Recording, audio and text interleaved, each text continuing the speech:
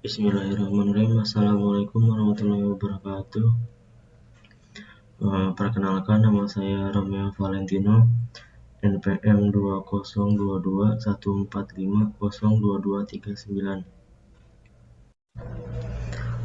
Adanya saya membuat video ini untuk memenuhi tugas mata kuliah pembinaan kompetensi mengajar dengan dosen pengampu Bapak Dr. Muhammad Ramadona, SE MPD. Dengan tugas membuat skenario pembelajaran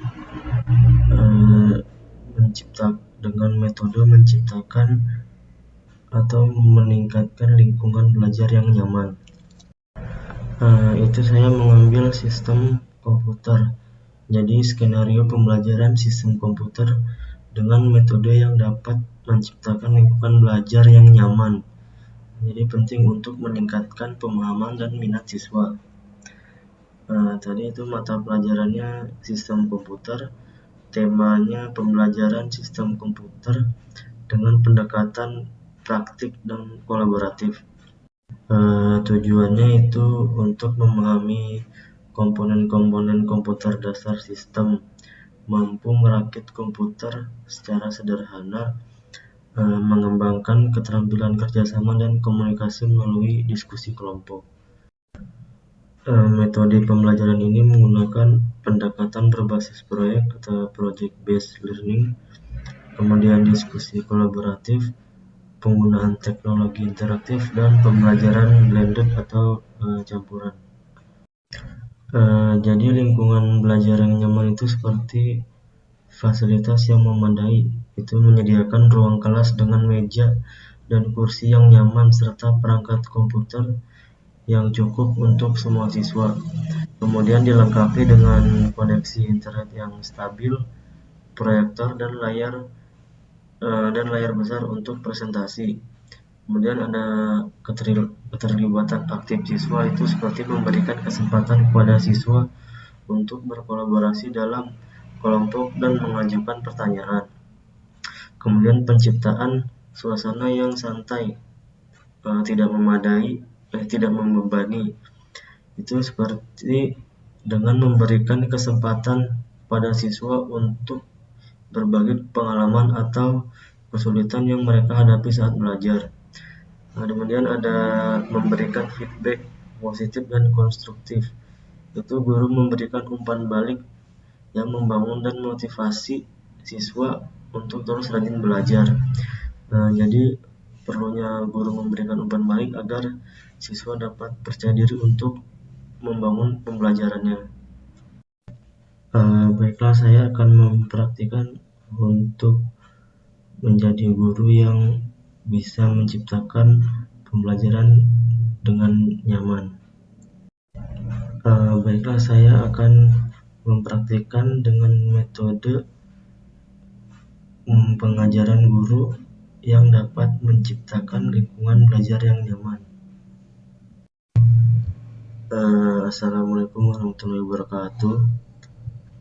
Gimana kabarnya anak-anak? Semoga semuanya pada sehat serta dalam lindungan Allah Subhanahu wa Ta'ala.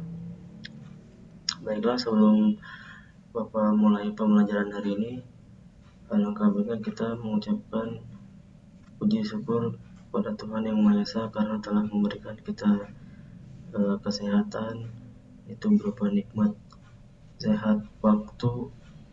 Kita bisa, karena dengan adanya nikmat waktu itu kita bisa berkumpul dan memulai pelajaran hari ini. Pada pembelajaran hari ini saya akan menjelaskan tentang perakitan komputer. Nah, perakitan komputer itu merupakan sebuah serangkaian kegiatan untuk menyatukan komponen-komponen komputer yang terpisah menjadi rangkaian komputer agar dapat digunakan secara utuh. Kegiatan ini berarti meletakkan komponen-komponen menyusun komputer pada posisi masing-masing sehingga dapat beroperasi. Ada banyak manfaat kita merakit komputer sendiri. Itu dengan adanya kita merakit komputer sendiri, kita dapat memilih dan menentukan jenis komponen, kemampuan, serta fasilitas dari komputer sesuai kebutuhan yang kita inginkan. Kenapa kita perlu merakit komputer sendiri? Nah, ini karena kebutuhan komputer masing-masing orang itu berbeda-beda. Ada orang yang punya kebutuhan menggunakan komputer hanya untuk mengetik saja, dan ada pula kebutuhan untuk internet seperti bermain game. Dan yang lebih tinggi lagi itu kebutuhan untuk mengakses multimedia dan kebutuhan untuk mendesain gambar. Kebutuhan-kebutuhan tersebut nanti berpengaruh terhadap pilihan perangkat keras yang akan dirakit menjadi satu PC. Ada persiapan merakit komputer itu. Sebelum merakit komputer, ada beberapa persiapan yang harus dilakukan. Persiapan ini untuk memudahkan dalam perakitan komputer serta menghindari permasalahan yang mungkin timbul karena kurangnya pengetahuan dan pengenalan hardware. Nah, penentuannya itu ada beberapa penentuan sebelum merakit sebuah komputer ya. Yang pertama itu ada penentuan konfigurasi komputer. Agar konsisten komputer dapat bekerja dengan baik dan sesuai dengan keinginan, kita harus menentukan konfigurasi komputer yang berkaitan dengan jenis komputer dan fitur yang akan digunakan serta bagaimana seluruh komponen dapat bekerja. Nah, komponen yang dimaksud itu seperti motherboard, prosesor, serta komponen-komponen yang lainnya. Itu ada banyak jenis motherboard di pasaran, dan masing-masing motherboard itu mendukung jenis prosesor, modul memori, port, dan bus input-output yang berbeda-beda. Jadi oleh karena itu, faktor kompatibilitas dari komponen terhadap motherboard harus diperhatikan. Untuk mengetahuinya, kita dapat membuka buku manual motherboard untuk mengetahui komponen yang didukungnya. Kemudian kita mempersiapkan komponen yang akan dirakit. Itu menentukan konfigurasi komputer. Langkah selanjutnya itu mempersiapkan komponen-komponen yang akan dirakit.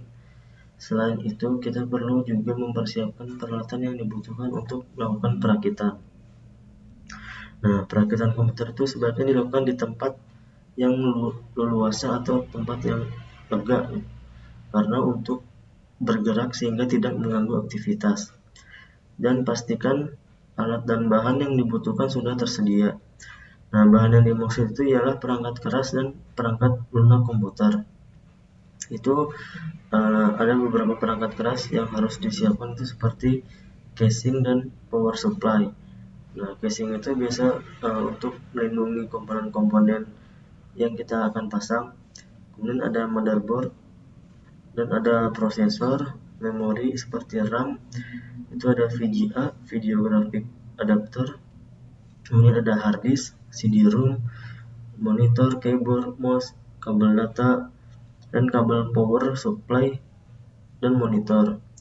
Nah, selain perangkat keras yang tadi sudah saya sebutkan, kita juga harus mempersiapkan perangkat lunak, yaitu software untuk sistem operasi komputer tersebut. Nah, peralatannya itu yang dibutuhkan untuk perakitan seperti ada obeng, tang, solder, timah untuk solder tadi, kemudian ada isolasi, tali pengikat kabel. Nah, itu adalah alat-alat untuk membantu kita untuk merakit komputer.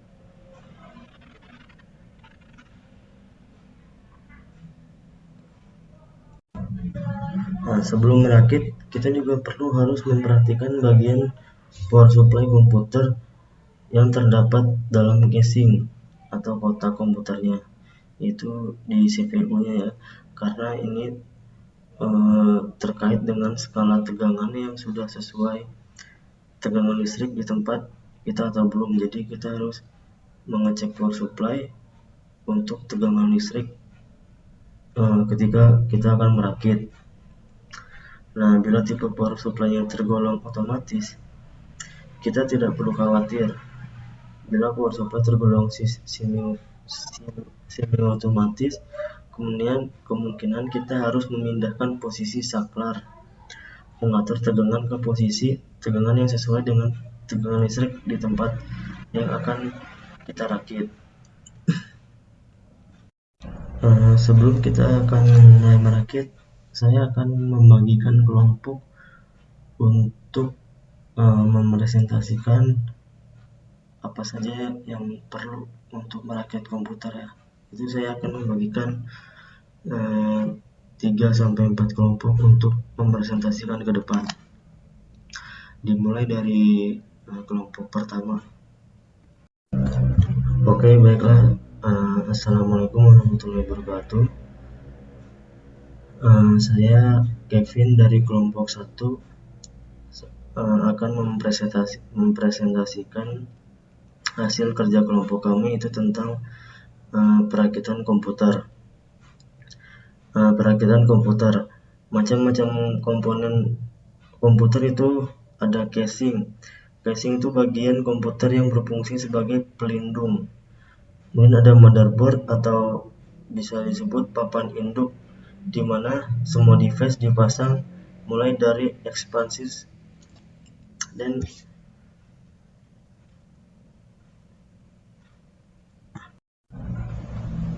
kemudian itu ada hard disk, salah satu memori yang tergolong eksternal, yaitu menyimpan data atau program secara permanen dalam rentang waktu yang lama. Kemudian ada ID kabel, itu untuk mentransfer kabel data hard disk. Kemudian ada RAM untuk menyimpan data secara sementara. Kemudian ada fan itu atau kipasnya komputer, itu untuk pendingin dan menyerap panas. Kemudian ada prosesor atau bisa disebut otak komputer. Kemudian ada slot VCA, itu untuk menambah perangkat tambahan. Kemudian ada short bridge untuk mengatur komunikasi AGP ke VCL. Lalu ada slot profi, itu untuk disket, dan slot AGP untuk memasang VGA card. Kemudian ada slot power untuk memasang kabel power, dan ada not bridge untuk mengatur komunikasi antara prosesor dan memori.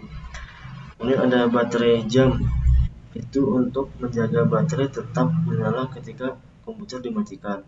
Kemudian ada audio slot, itu untuk memasang atau memutar CD audio. Kemudian ada penentuan konfigurasi VC, itu konfigurasi komputer berkait dengan penentuan jenis komponen dan fitur dari komputer, serta bagaimana seluruh komponen dapat bekerja sebagai sebuah sistem sesuai keinginan yang dirakit. Kemudian ada penentuan komponen dimulai dari jenis prosesor, motherboard, lalu komponen lainnya. Faktor kesesuaian ini dari komponen tersebut terhadap motherboard harus diperhatikan, karena setiap jenis motherboard mendukung jenis prosesor, modul memori, port, dan input-output bus yang berbeda. Kemudian itu ada persiapan komponen dan perlengkapan. Nah, komponen komputer beserta perlengkapan untuk perakitan dipersiapkan untuk perakitan lebih dulu. Untuk memudahkan perakitan perlengkapan, itu terdiri dari komponen komputer seperti tadi prosesor, CPU, power supply, RAM. Kemudian ada komponen seperti kabel, skru, baut, dan sebagainya. Dan kemudian ada buku manual yang untuk referensi dari merakit. Kemudian ada alat bantu berupa obeng, dan ada software untuk sistem operasi device drivernya. Alat-alatnya itu pasti ada modul, buku manual, obeng, tang, senter, solder, kemudian tali pengikat kabel ya. Ada tahapan untuk merakit VC itu. Untuk merakit VC ya, yaitu tahapan proses pada perakitan komputer itu terdiri dari yang pertama ada memasang motherboard, yaitu cara memasangnya tentukan posisi lubangnya untuk setiap dudukan. Kemudian pasang dudukan logam pada tray casing sesuai dengan posisi setiap lubang dudukan. Kemudian ada tempatkan motherboard pada tray casing. Pasang skru pengunci pada setiap dudukan logam. Kemudian pasang port input outputnya. Setelah itu pasang tray yang sudah terpasang motherboard pada casing. Lalu kita memasang prosesor. Nah, memasang prosesor lebih mudah dipasang sebelum motherboard menempati casing. Caranya itu seperti tentukan posisi pin 1 pada prosesor dan soket prosesor di motherboard. Kemudian tegakkan posisi tuas mengunci soket untuk membuka. Kemudian masukkan prosesor ke soket sehingga rapat terdapat antara prosesor dan soket. Kemudian turunkan kembali tuas untuk mengunci. Nah, kemudian memasang kabel motherboard dengan casing. Itu pasang kabel data untuk floppy device pada konektor pengontrol floppy. Kemudian pasang kabel ID untuk konektor ID primary dan secondary. Nah, kemudian hubungkan konektor dari switch di panel dan casing LED speaker internal dan port terpasang di depan casing bila ke motherboard. Nah, pengujiannya, komputer yang baru selesai dirakit dapat diuji menjalankan program setup BIOS. Itu cara pengujiannya dengan program BIOS seperti menampilkan tampilan monitor dan suara dari speaker. BIOS secara otomatis akan mendeteksi hardware terpasang di komputer. Bila terdapat kesalahan, maka tampilan monitor kosong dan speaker mengeluarkan bunyi beep.